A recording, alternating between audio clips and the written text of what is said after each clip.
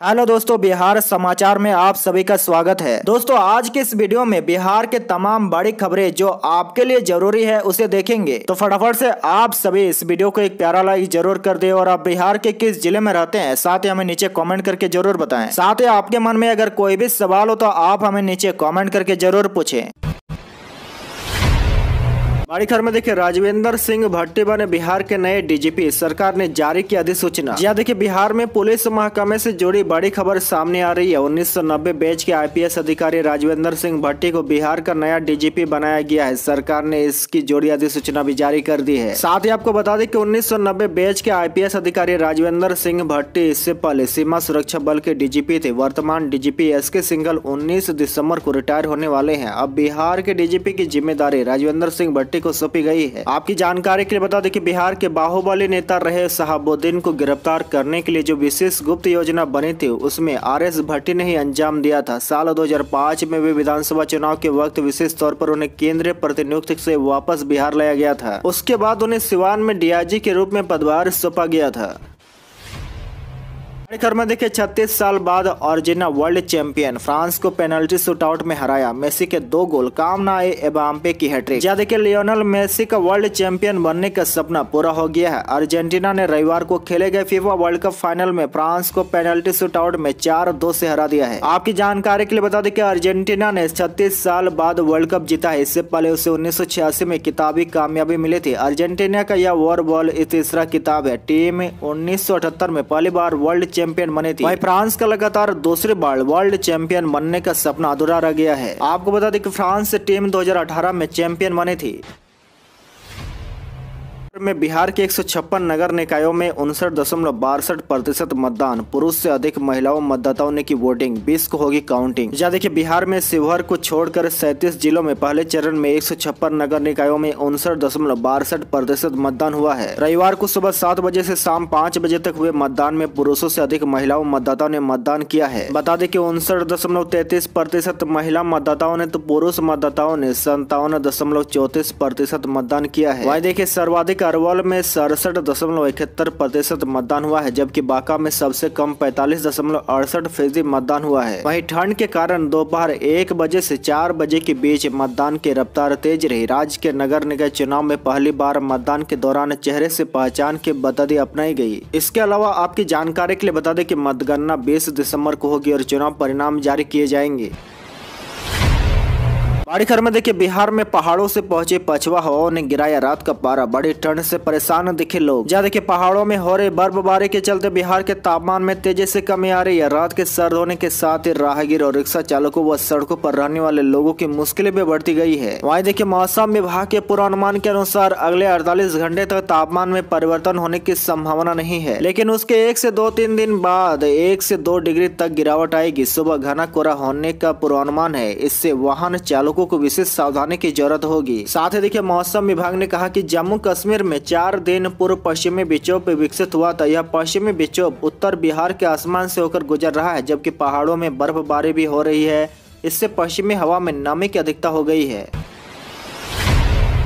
बड़ी खबर में देखिए, सुशील मोदी का अल्टीमेटम, कहा शराब कांड के पीड़ितों को मुआवजा दिलाने के लिए किसी भी हद तक जाएगी बीजेपी। जी देखिए, बिहार के सारण के जहरीली शराब कांड के मृतकों के परिजनों से मिलकर लौटे बीजेपी नेता और राज्यसभा सांसद सुशील मोदी ने प्रेस कॉन्फ्रेंस की। इस दौरान उन्होंने नीतीश सरकार को जमकर घेरा। वहीं देखिए, सुशील मोदी ने कहा कि जहरीली शराब से मरने वालों का आंकड़ा 100 के पार चला गया है और सरकार मरने वालों का आंकड़ा छिपा रही है। शराब भी पीकर लोगों के मारे जाने पर प्रशासन लाशों को जलवा रही है ताकि आंकड़ों को छुपाया जा सके। उन्होंने कहा कि लोगों को धमकाया जा रहा है। वहीं देखिए, सुशील मोदी ने कहा कि सरकार को सारण कांड के मृतक के परिजनों को मुआवजा देना ही होगा। जब गोपालगंज के पीड़ितों को पैसा दिया गया तो सारण को क्यों नहीं दिया जाएगा। नीतीश सरकार हट छोड़े और 4 लाख रुपए के मुआवजे का प्रावधान करे। उन्होंने आगे कहा कि जहरीली शराब पीकर मरने वाले ज्यादातर लोग गरीब और कमजोर तबके से आते हैं, इसलिए सरकार को उन्हें मुआवजा देना चाहिए।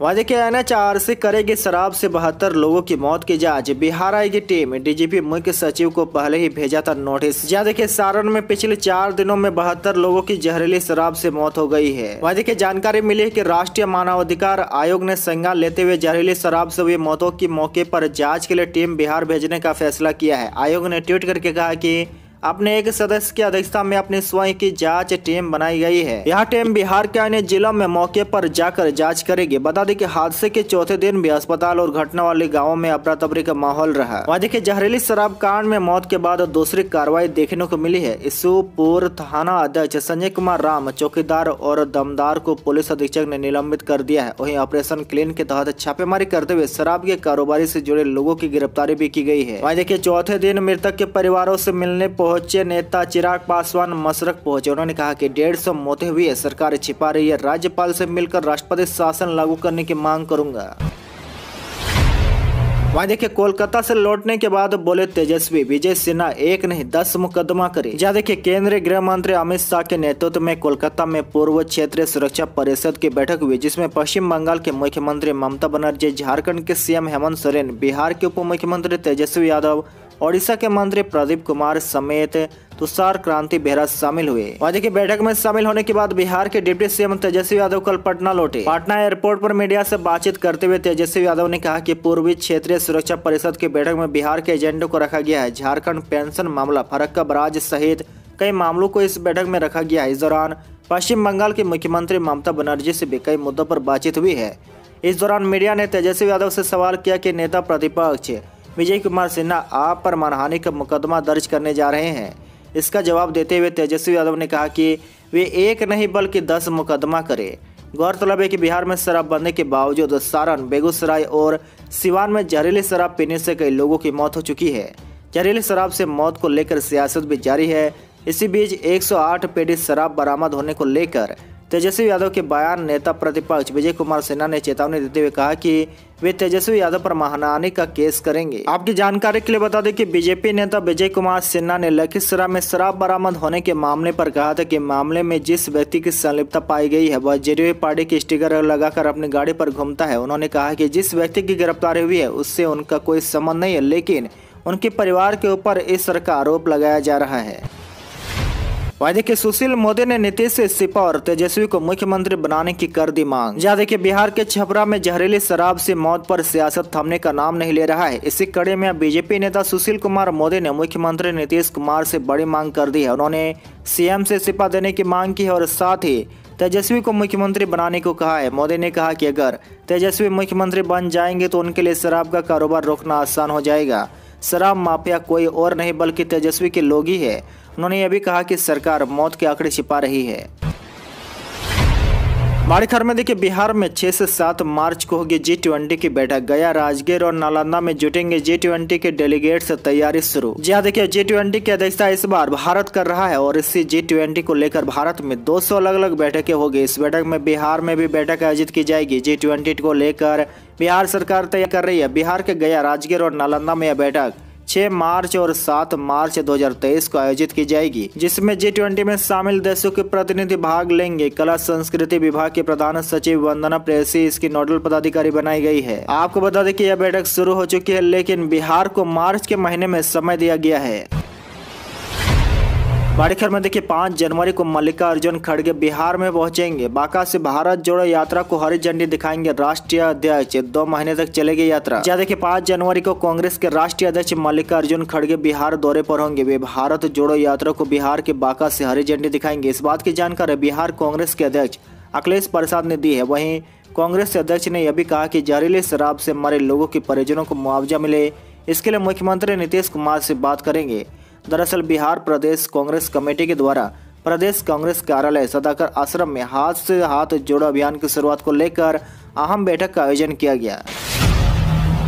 बड़ी खबर में देखिए बिहार में युवाओं के लिए खुशखबरी। स्वास्थ्य विभाग में अगले 6 माह में निकलेगी 70,000 बहाली। ज्यादा की बड़ी खबर है, बिहार में नौकरी की चाहत रखने वाले युवक युवतियों को बड़ी खुशखबरी मिलने वाली है। दरअसल राज्य के अंदर स्वास्थ्य विभाग में अगले 6 महीने में बड़ी मात्रा में बहाली निकलने जा रही है। इस विभाग में आगामी 6 महीने के अंदर 70,000 कर्मी बहाल होंगे, जिसमें से 35,000 ANM की होगी बहाली। वहीं देखिए इस बात की जानकारी खुद विभाग के अपर मुख्य सचिव प्रत्यत अमृत ने दिया है। स्वास्थ्य विभाग के अपर मुख्य सचिव ने इस मसले पर जानकारी देते हुए कहा कि बिहार में जल्द ही स्वास्थ्य विभाग में बेहतरी और सुविधा में बढ़ोतरी के लिए नए स्वास्थ्य कर्मी की बहाली शुरू की जाएगी। इसके अलावा मिशन 60 को लेकर अपर मुख्य सचिव ने कहा कि मुख्यमंत्री डिजिटल स्वास्थ्य योजना का काम पहले चरण में पटना, गोपालगंज, सिवान और नालंदा जिला में हुआ है। वहीं दूसरे और तीसरे चरण में बाकी के बचे हुए जिलों में काम किया जाएगा। इसके साथ ही उन्होंने बताया कि बिहार देश में पहला ऐसा राज्य है जहां की स्वास्थ्य सुविधाओं को लेकर अलग अलग जिलों को लेकर एक एक ऐप तैयार किया गया है। इसके तहत अब तक 52 ऐप को एक जगह कर ला दिया गया है।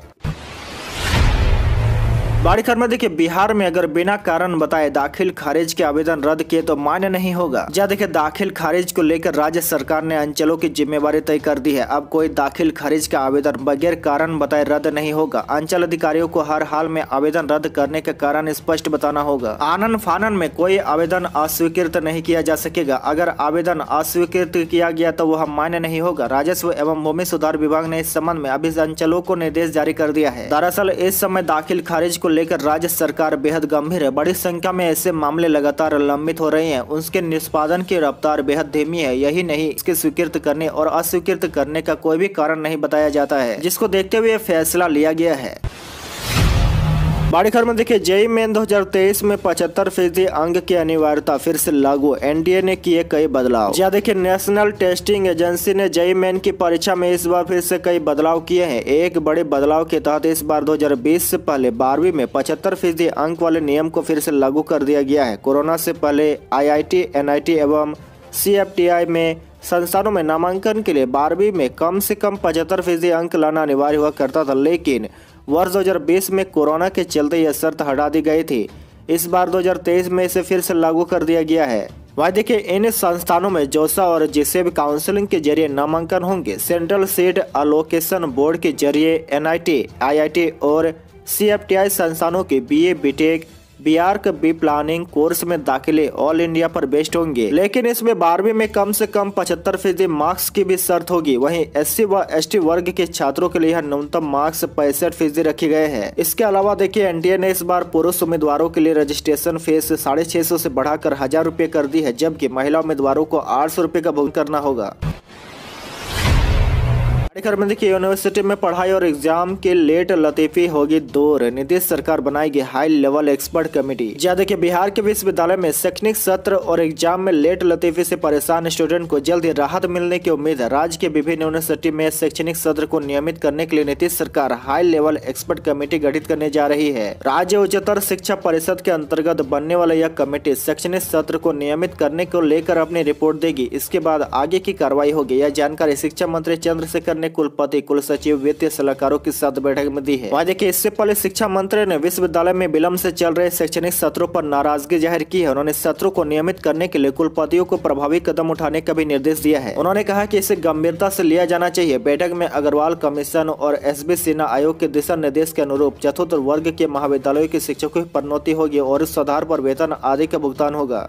आज के लिए बस इतना ही। इसी तरह बिहार के डेली न्यूज देखने के लिए आप हमारे चैनल को जरूर सब्सक्राइब करें।